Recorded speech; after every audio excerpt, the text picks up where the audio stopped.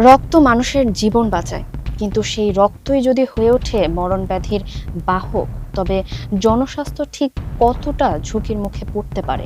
দেশের সরকারি হাসপাতালগুলোতে বর্তমানে রক্ত পরীক্ষায় ব্যবহৃত স্ক্রিনিং কিটের তীব্র সংকট দেখা দিয়েছে।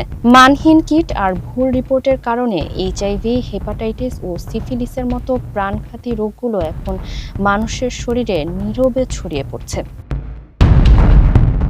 ঘটনার শুরু গত 16ই ফেব্রুয়ারি চট্টগ্রামের একটি হাসপাতালে।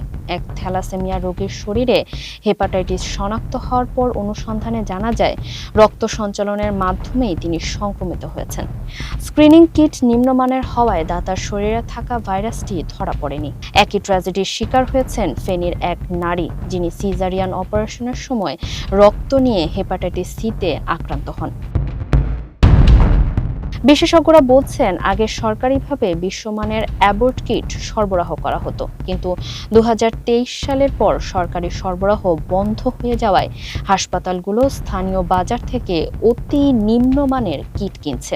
এমনকি পরীক্ষামূলকভাবে নিশ্চিত পজিটিভ রোগীর নমুনাও এসব কিটে নেগেটিভ ফল দিচ্ছে। অর্থাৎ রক্তে বিষ থাকলেও কিট বলছে সেটি নিরাপদ। কেন এই সংকট?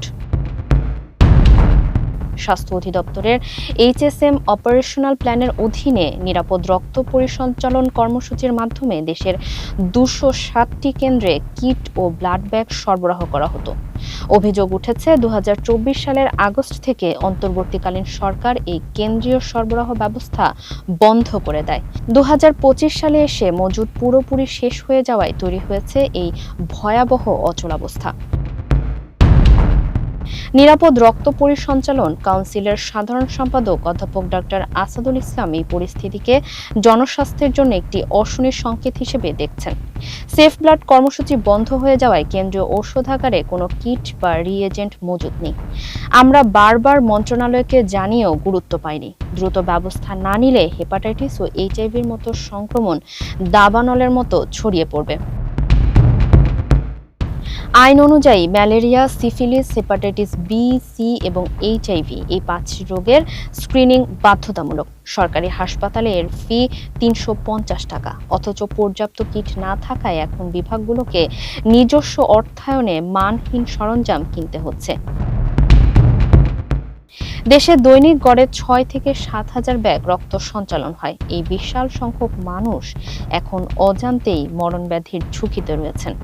রোগীরা সুস্থ হওয়ার বদলে হাসপাতাল থেকে ফিরছেন নতুন কোনো দীর্ঘমেয়াদী রোগ নিয়ে। বিশেষজ্ঞদের মতে এই সংকট কাটাতে একটি ন্যাশনাল ব্লাড সেন্টার গঠন এখন সময়ের দাবি। নীতি নির্ধারকদের উদাসীনতা যদি দীর্ঘায়িত হয়, তবে রক্ত সঞ্চালনের এই অব্যবস্থাপনা অচিরেই একটি জাতীয় বিপর্যয়ে রূপ নিতে পারে। ফারিহা আহমেদ, মানবকণ্ঠ।